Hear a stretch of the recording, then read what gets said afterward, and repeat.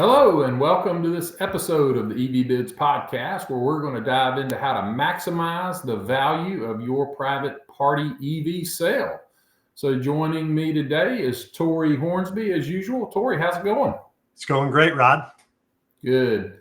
So a lot of this that we're going to talk about today may seem like common sense, but we literally review thousands of private party marketplace listings per month, and we see some pretty wild stuff. So before we dive in too deep here, let's just review some high-level basics and a little bit of what we call industry trade slang. And so, Tory, when I say merchandising your vehicle, that's kind of a term we would use in our dealership days. But merchandising your vehicle online, as it pertains to industry lingo, kind of take it through our listeners. What does that mean to you? So I would say merchandising your vehicle starts with ensuring that it's a clean vehicle. Wash it, shine the tires, clean up the wheel wells, vacuum and wipe down the interior. But it also includes having proper pricing that fits the market value, a well-written description on the marketplace that does a good job of telling potential buyers about your EV. And lastly, as the old saying goes, a picture is worth 1,000 words. So having really good photos, it's worth their weight in gold. Yeah, so we're going to drill into all of those topics a little bit deeper. And before we do that, as I mentioned, we see some pretty wild stuff with all of the listings that we go through. Can you take us through some of the most common mistakes you see with online vehicle merchandising? Oh, absolutely. The first thing is not detailing the vehicle. It's amazing how many vehicles we look at that have bugs on the front, haven't really been cleaned. Maybe somebody took it through a basic car wash, but didn't wipe it down. Interior's not vacuumed. So not detailing the vehicle is probably the first common mistake that we see. Second, I would say, is bad lighting. So there can be bad shadows, or the sun is directly shining on the car and it just makes it look horrible. Makes the paint look uneven with the bright light from the sun. We've also seen a lot of pictures with crazy stuff in the background or inside of the car.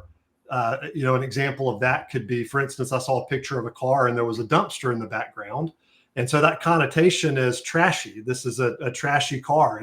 And even though it doesn't seem like something that simple, could lead to somebody thinking there's something about this car I just don't like. It seems trashy to me.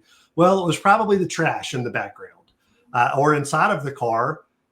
Something that you mentioned, Rod, was sports team. So I might be a huge Georgia Bulldog fan, but if you've got Auburn stuff all over your car or in your car, it might psychologically detract me from buying your car. It can make a difference in whether we're down here in the South. It's, as we're doing this podcast, it's kind of the start of college football season, and people are nuts about their college football in the SEC. So it's pretty funny that having, things that you would deem insignificant that could have an impact on people's interest. Right. Yep. Also, in terms of common mistakes, just poor quality photos. I've seen everything from fuzzy, blurry photos to the vehicle isn't centered, to you can see a finger where it was over the lens, the old finger on the lens trick, where that's a part of the photo, or just distractions otherwise about the photo. And I think, Tory, that the poor quality photos, and we've obviously done this a lot, and so much, you mentioned earlier the bad lighting, and so much of the poor quality photos, there's a lot that goes into photos, but the lighting can arguably be the biggest make you or break you component, and you need to be in a shady spot. You need to not have the sun, banging down towards your camera angle with shadows, and it really is the quality photos. I know I tend to think about just the quality of the camera, but it's not the quality of just the quality of the camera. You need a good camera, but man, that lighting really ties in there with the photos. Any modern phone over the past few years has a quality enough camera to take the resolution of picture that you need. So it's exactly what you're saying. It's the making sure you have a clean camera lens, of course, but then doing your best to merchandise the vehicle to make it look as good as possible. And you mentioned shady. I've also seen pictures of vehicles where it's like partially shady, and that's not what we mean by shady. We mean like you would go to the the west side of a building, so that if the sun is out, it's blocking the sun. Like you're behind a building in the shade, not just where there's scattered shade, but full shade. That's the best way to do it. And then, another thing is just not having enough photos. That's a huge common mistake. I know even Facebook Marketplace, for a long time, they limited you to 10 photos. Now you can put 20 on there, which is better. But I was always surprised by the limiting it to 10 photos, because I want to see all the details that I possibly can so that I understand what I might be getting before I buy it. And then lastly is just not having a plan, or having a lack of organization for taking the photos. Yeah, I know it can seem like a simple task to go and take photos of your vehicle, but just to kind of use an analogy of, if you think about an automobile being in most families the second largest asset or second largest purchase behind their home, you pretty much see all real estate listings these days have a professional photographer that goes and takes pictures, and there's a reason for that. And so, yet we can go and just take pictures of our car and not even really think much about it, and not really have a plan. And so, when you say kind of winging it versus having a plan or having a system, drill into that for us. How do you have a plan for taking pictures of your car? That seems kind of silly almost. Well, I would say having a checklist like the one that we provide here at EV Bids, because it the pictures can really increase the value of an EV. It can also, having this checklist or this plan detailed out of everything that you're going to take and how you should take it will save a lot of time in the long run, because it will eliminate having to take and add additional photos later on, or not having to retake photos because of bad quality after you upload them and look at the photo. You go, man, this looks like garbage. So you have to go retake it. That can also be, again, because of lighting or shadows, reflections. And also a system ensures that, photos don't get forgotten. But just kind of diving into some best practices for taking photos, I would say the first best practice is to take lots of photos. At EV Bids, we require 33, and that seems like a lot to people, but it really isn't. And photos are one of those, the more the merrier type of things. The more you have, the more value that you can build, and the more that people understand what they're getting and are more likely to move forward and buy your vehicle. I would also say choosing your location and your background is very important. Be careful with that. So this is kind of, excuse me for interjecting to you, Tory, but this is kind of a hot button for me, because I just see this so much. And, I see the direct contrast when, someone goes, for example, across the street from our office, we have a beautiful park, and, it's just a gorgeous place, and it's very, just got a nice neutral background. That was the word I was looking for, a neutral place. And just choosing, we see, lawnmowers in the backyard, and the kids' toys and bicycles scattered all over the place, and grass hadn't been cut in 2 weeks. And it's just surprising to me how I think people don't realize how your background can be a reflection, and what's going on in the background can be a reflection on how the vehicle perhaps has been taken care of. And it really is, to your point, choosing your location and background carefully. We can't underestimate the importance of that. Absolutely. And, even if you have to, I mentioned pulling up behind a building where it's shaded. Even if you have to pull up one way, take pictures of half the car and then move the car to turn it the other way, because if you go to the other angle, it's a mess in the background. So even if you have to move the car, it's better to have a neutral background than it is to have photos that have things in the background. Like just another, for instance, if you take pictures of a vehicle and the location you choose is a gravel road, what that says to a potential buyer is there's probably nicks all up the side of this and in the front. This thing's been driven on gravel, which is not great for a vehicle. So you would want to avoid taking pictures on a gravel road. But yeah, I've seen some great pictures of just blacktop, asphalt parking lots where there's trees around and people move the vehicle to show the background of the trees consistently, or just up against a brick wall. It's behind a building up against a brick wall, and all you can see is the car. It's very neutral. And so against a brick or a stone wall, what stands out? The car. Yeah, it's a good point. The car needs to be the star of the show, not what's in the background. Yep. And but also, I mentioned the dumpster earlier. Just pay attention to what's in the background. The reflections are huge. You can make your car look like it's got a lot of scratches and dings and challenges because it's picking up the reflection from the surface that it's parked on.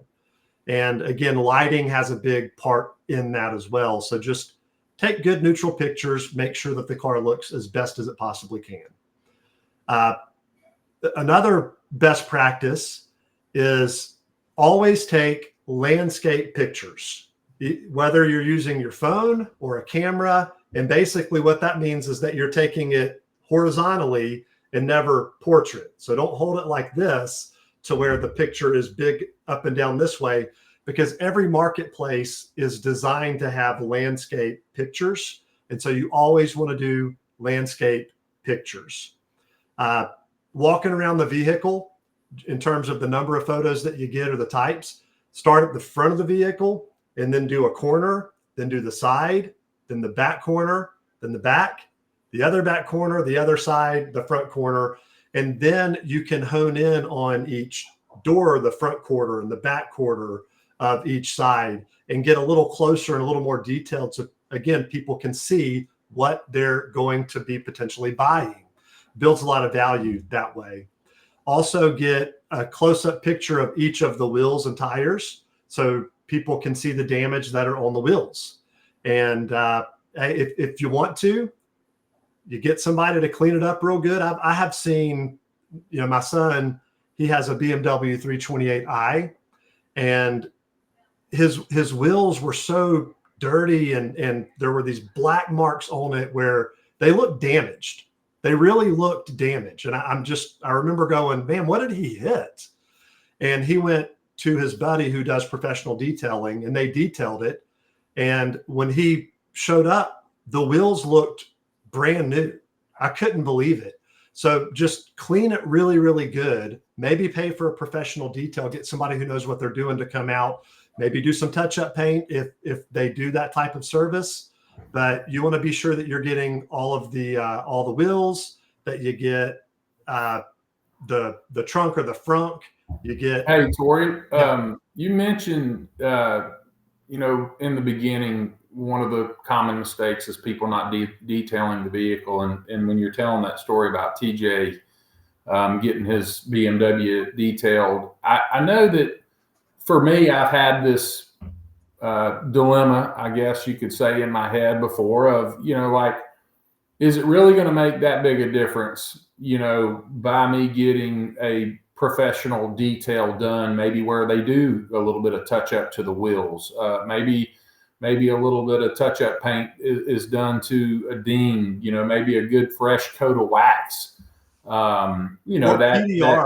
that professional detail where they use some compressed air and to blow some of the old chicken nuggets out of the cracks and crevices. Like, is it really worth it? And there's kind of a resounding preponderance of proof that it is worth it. It just always is worth it. So if you're having that dilemma of, is it worth a professional detail, or is it worth me spending my Saturday 4 or 5 hours to do it right? It is worth it. It just is. There's something called PDR. It's paintless dent repair.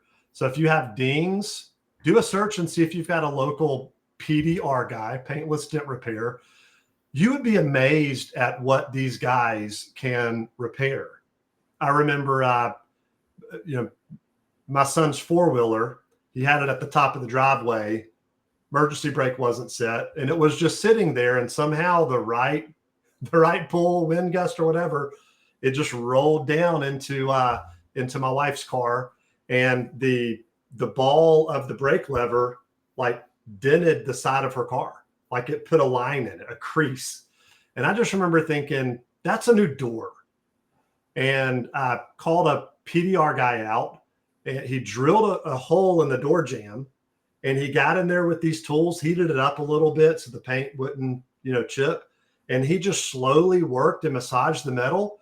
And then he put a little rubber grommet in and sealed where he had drilled the hole. And it looked like it had never happened before.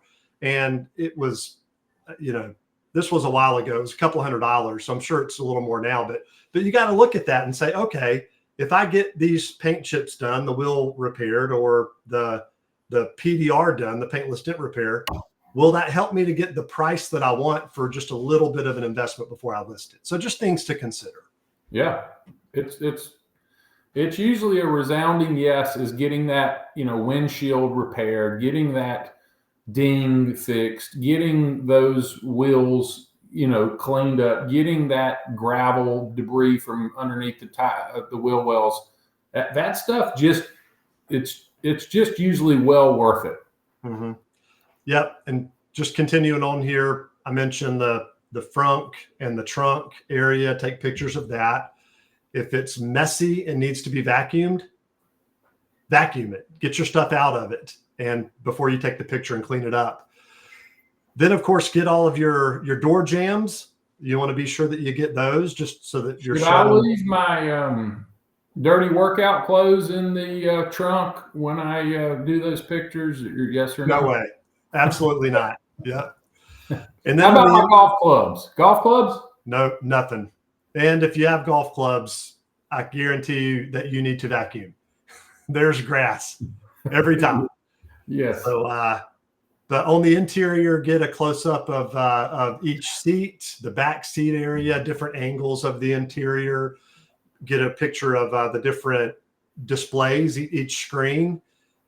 Ensure that you're including the odometer reading, so you're showing that the odometer is accurate to what you listed in the description. Show the full range, or the range at full charge. That's a big question that we always get at EV Bids, is at full charge, what's the range? This also helps people to determine the degradation of the battery. So if it's a Tesla, show the software screen where it shows what software is installed on the car, if it has autopilot, or if you have the full self drive 12 lifetime subscription, or if it's even eligible, you can see if it's FSD eligible on the software screen. And then continuing on, don't shy away from showing the imperfections and point them out. If you're in a good neutral area, they won't be highlighted by the sun. And so you can take pictures of any scratches or dents or dings and point them out to people so that they can see what's going on. That builds so much confidence. People think that when you add stuff like that, it does the opposite, that it takes away or minimizes confidence. It actually builds up confidence because you're not hiding anything. I'm not going to get this and be surprised. It builds trust because it's a used vehicle, and there's no such thing as a perfect pre-owned vehicle. If it's been on the road, in fact, most new vehicles aren't even perfect for that matter, but certainly used vehicles have imperfections. They have dents, dings, and scratches. And I agree with you, Tory. I think it builds trust. It builds confidence when you disclose those. It lets people know, especially in a private party deal where maybe I'm going to have the car shipped to me, I don't want to get this thing and find out I had, a $800 or $1,000 windshield repair that they didn't disclose. That's kind of just a bad karma to do stuff like that. And we're really, really big on ensuring that you get what you believe you're going to get through proper disclosure and documentation. No surprises. No surprises. That's yes. the goal. The goal is no surprises. And then just the last thing here would be include any accessories or covers or if there's any kind of spare parts. If you have, I've seen people who have different kind of plug-in adapters where you more easily charge your phone, stuff like that. Just include that. If it comes with the plug-in charger, show a picture of the plug-in charger. Don't just leave it in the trunk or the frunk area. Show a clean picture of the front or the trunk, and then take a separate picture of the accessory or the cable, so that people can see what they're getting, and that builds value. So that, I know that's a lot, and that's why the plan is so important. Just to go back to the original question, this seems like a lot of stuff, but if you have a plan and if you do it right the first time, it's really not that complicated, to make happen. And you can really build a lot of value in your car. Yeah. And, the reason, obviously, at EV Bids, we specialize in private party EV sales. And the reason that most private parties are selling their EV themselves, as opposed to trading it in, is they're wanting to maximize the value of that EV. And so if you go into the steps to sell it yourself as a private party, you're obviously maximizing the value of something that's important to you. And that's why it's just so important to have a plan. So, one kind of last thing in wrapping this thing up, Tory, what do you think about hiring a professional photographer, or, having a friend or family member who may be good at taking pictures, handle this for you? I know, I mentioned the professional photographer in the real estate world. Do you think that that's something worth it, or what are your thoughts on that? It's not a bad idea to hire a professional, depending upon the price of the car too, the quality and price of the car. But for most people, I don't think that is necessary, hiring a professional. But if you've got a friend or family member who's better at taking pictures, absolutely. My wife is so funny. She's so great at design, like interior design and organization, and you would think she'd be the perfect person for photography. But anytime somebody, if we're out at Disney World or we're out somewhere, somebody says, "Hey, let's get a picture," she's like, "Tory," or somebody else. She just doesn't take good pictures. For all of the amazing things that she's good at, the details of what to include in a picture just aren't something that latch into her mind. And so if that's you, then absolutely get a friend or a family member, or pay a little bit of money for somebody to come and get some pictures. Doesn't have to be at your house. That's the good news. You can drive to them and get it done for very cheap or for free from a friend or family member. But yes, I think that's a good idea. Yeah. Well, this has been some really good stuff, Tory. And just to I've made some notes here just to kind of recap some of the highlights. Get your EV cleaned up good. Before you take your pictures, get your lighting right. End of the day, shade is best, or like Tory said, find a shady spot and you can turn the car around and take pictures of both sides. So, get your quality photos, have it in a neutral background, no crazy stuff on the outside in the backgrounds, and no crazy stuff on the inside.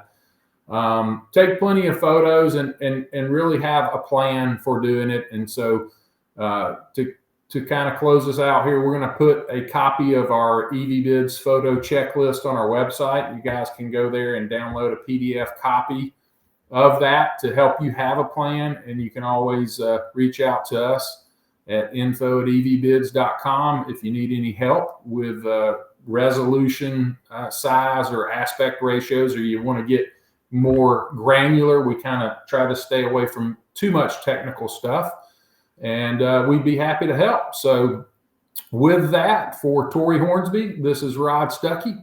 Thanks for listening, and we'll see you next time. Thanks, Tory. Thanks.